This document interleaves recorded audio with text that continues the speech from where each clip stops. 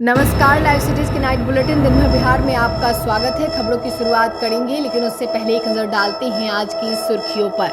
बिहार सरकार का बड़ा फैसला, मुखिया की ताकत बढ़ी। महागठबंधन की अगली बैठक में होगी सीटों पर चर्चा, मांगा ब्यौरा। एलजेपीआर की बैठक में कई अहम प्रस्ताव पारित, चिराग पर बड़ा फैसला। जनता की शिकायत पर अधिकारियों के साथ पप्पू यादव की बैठक। डिप्टी सीएम विजय सिन्हा का राहुल तेजस्वी पर तंज।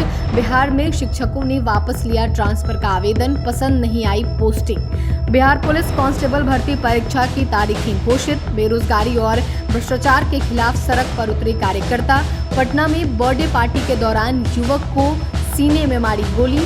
अटल पथ पर स्कॉर्पियो ने 3 पुलिसकर्मियों को रौंदा। अब खबरें विस्तार से। मुख्यमंत्री नीतीश कुमार ने गुरुवार को सीएम सचिवालय स्थित संवाद कक्ष में ग्राम पंचायत, पंचायत समिति तथा जिला परिषद के प्रतिनिधियों के साथ बैठक की। इस दौरान उन्होंने यह घोषणा की कि मुखिया अब 5 लाख की जगह 10 लाख की मनरेगा योजनाओं को प्रशासनिक स्वीकृति दे सकेंगे। इस बारे में आदेश दिया जा रहा है। वहीं पंचायती राज संस्थाओं के सभी स्तर के प्रतिनिधियों के मासिक भत्ता को 1.5 गुना बढ़ाया जाएगा। मुख्यमंत्री ने कहा कि उन्होंने यह लक्ष्य तय किया है कि राज्य सभी ग्राम पंचायतों में इस वर्ष होने वाले विधानसभा चुनाव के पहले पंचायत सरकार भवन बनकर तैयार हो जाएगा। इसके लिए राज्य सरकार द्वारा शेष बचे 1069 नए पंचायत सरकार भवनों को भी स्वीकृति दी गई है। बिहार विधानसभा चुनाव 2025 को लेकर महागठबंधन की अगली बैठक में सीट शेयरिंग पर चर्चा की जाएगी। गुरुवार 12 जून को नेता प्रतिपक्ष तेजस्वी यादव ने पटना स्थित आवास में महागठबंधन की 4थी बैठक आयोजित की गई। इसमें महागठबंधन की कोऑर्डिनेशन कमेटी के अध्यक्ष तेजस्वी ने सभी घटक दलों से चुनाव लड़ने वाली सीटों का ब्यौरा मांगा है। सभी से 5वीं मीटिंग से पहले इसकी जानकारी कमेटी को देने को कहा गया है। यह जानकारी भारतीय कम्युनिस्ट पार्टी के विधायक अजय कुमार ने मीडिया से बातचीत में दी। सीपीएम विधायक ने गुरुवार को पत्रकारों से कहा कि इस बैठक में कानून व्यवस्था को लेकर संयुक्त रूप से आंदोलन करने का प्रस्ताव भी पारित किया गया है। आने वाले दिनों में नीतीश सरकार को घेरते हुए महागठबंधन कानून व्यवस्था के मुद्दे पर एकजुट होकर आंदोलन करेगा। लोक जनशक्ति पार्टी रामविलास की प्रदेश कार्यकारिणी की अहम बैठक पार्टी के प्रदेश अध्यक्ष राजू तिवारी और सांसद अरुण भारती की अध्यक्षता में संपन्न हुई। बैठक में पार्टी ने कुल 8 महत्वपूर्ण प्रस्तावों को पारित किया, जिसमें बहुजन समाज के अधिकारों, जन कल्याण योजनाओं से वांछना और आगामी विधानसभा चुनाव की रणनीति को लेकर गंभीर चर्चा की गई। साथ ही आगामी विधानसभा चुनाव 2025 को लेकर पार्टी ने राज्य की सभी 243 सीटों पर मजबूत और निर्णायक उपस्थिति दर्ज कराने का संकल्प लिया। बैठक में शाहाबाद में आयोजित 9 संकल्प महासभा की सफलता पर धन्यवाद प्रस्ताव पारित किया गया। साथ ही बहुजन भीम संकल्प समागम के आयोजन का भी प्रस्ताव पारित किया गया। पप्पू यादव ने बीती रात दिल्ली से पूर्णिया पहुंचकर अधिकारियों के साथ बैठक की। यह बैठक पूर्णिया सर्किट हाउस में सुबह होते ही आयोजित की गई, जिसमें बिजली विभाग के पदाधिकारियों के साथ समस्याओं पर चर्चा हुई। पप्पू यादव ने कहा कि सेवा मेरा धर्म है। जनता की तकलीफ की खबर मिलते ही मैं पहुंच जाता हूं। बिजली, अस्पताल या कोई भी समस्या हो, समाधान के लिए मैं हर संभव प्रयास करता हूं। प्रेस कॉन्फ्रेंस में उन्होंने यह भी कहा कि जो लोग राजनीति करना चाहते हैं उन्हें राजनीति मुबारक हो। मेरा मकसद केवल काम करना है और पूर्णिया के विकास को गति देना है। उन्होंने अधिकारियों को निर्देश दिया कि बिजली से संबंधित शिकायतों को प्राथमिकता के आधार पर जल्द निपटाया जाए और सेवा में लापरवाही को बिल्कुल बर्दाश्त नहीं किया जाएगा।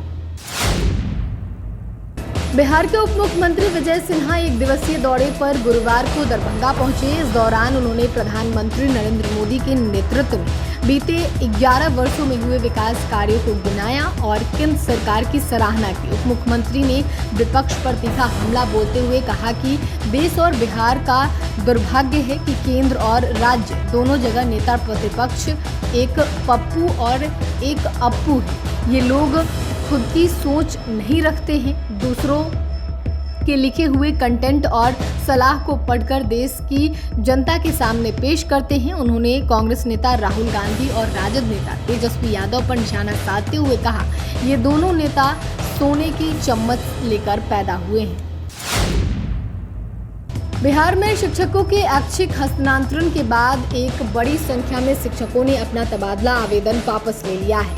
राज्य भर में अब तक 6,390 शिक्षकों ने यह कदम उठाया है, जिसके बाद उनकी नई पोस्टिंग रद्द कर दी जाएगी और वे अपने पूर्वोत्तरी स्कूलों में ही कार्यरत रहेंगे। इससे स्पष्ट होता है कि कई शिक्षकों को उनकी नई नियुक्ति पसंद नहीं आई, वे अपने मूल स्कूल में ही रहना चाहते हैं। जिलेवार आंकड़ों के अनुसार दरभंगा और पश्चिमी चंपारण में सबसे अधिक 331 शिक्षकों ने अपना हस्तांतरण आवेदन वापस लिया। इसके अलावा मुजफ्फरपुर में 324, समस्तीपुर में 277 और पटना में 257 शिक्षकों ने भी ऐसा ही किया है। अन्य जिलों में भी सैकड़ों शिक्षकों ने इस प्रक्रिया का पालन किया है, जिससे स्पष्ट है कि कई लोगों को नई पोस्टिंग स्वीकार्य नहीं है।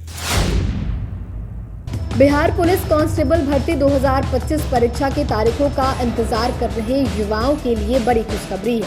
CSBC ने 19,838 सिपाही भर्ती के लिए लिखित परीक्षा का शेड्यूल जारी कर दिया है। केंद्रीय चयन पार्षद 16 जुलाई से 3 अगस्त 2025 तक यह परीक्षा आयोजित करेगा।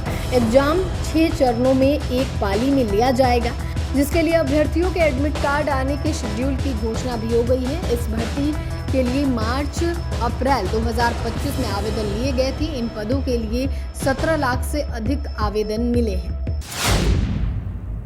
बिहार में बढ़ती बेरोजगारी और सरकारी भ्रष्टाचार के खिलाफ कांग्रेस पार्टी ने आज जोरदार विरोध प्रदर्शन किया। कांग्रेस कार्यकर्ताओं ने रेलवे स्टेशन से लेकर जिला निबंधन एवं परामर्श केंद्र कार्यालय तक मार्च निकालते हुए केंद्र और राज्य सरकार की नीतियों की कड़ी आलोचना की। नेताओं ने महागठबंधन सरकार के 17 महीनों के कार्यकाल को याद करते हुए कहा कि उस दौरान 5 लाख युवाओं को रोजगार मिला था। इसके विपरीत वर्तमान सरकार केवल वादे करती रहती है। प्रदर्शनकारियों ने केंद्र सरकार पर भी निशाना साधते हुए कहा कि प्रधानमंत्री नरेंद्र मोदी ने हर साल 2 करोड़ रोजगार देने का वादा किया था, लेकिन 11 वर्षों में यह वादा महज एक जुमला बनकर रह गया। प्रदर्शनकारियों ने मांग की है कि सभी विभागों में खाली पदों पर जल्द से जल्द नियुक्तियां की जाएं और नई भर्तियों की प्रक्रिया शुरू की जाए। उन्होंने चेतावनी दी कि यदि सरकार ने उनकी मांगे नहीं मानी तो यह आंदोलन और तेज किया जाएगा।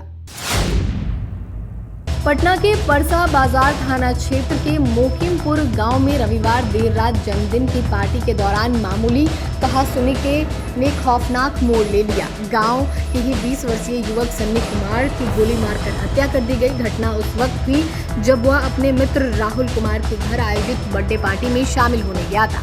बताया जा रहा है कि मृतक सन्नी और आरोपी राहुल एक दूसरे को पहले से जानते थे और दोनों का घर महज 500 मीटर की दूरी पर है। घटना के बाद से गांव में तनाव है और लोग सदमे में हैं। पुलिस के अनुसार पार्टी के दौरान किसी बात को लेकर विवाद हुआ। देखते ही देखते बहस इतनी बढ़ गई कि आरोपी ने पास से ही पिस्तौल निकालकर सनी के सीने में गोली मार दी। खून से लथपथ सनी को तुरंत पुनपुन के एक निजी अस्पताल में ले जाया गया, जहां डॉक्टरों ने उसे मृत घोषित कर दिया।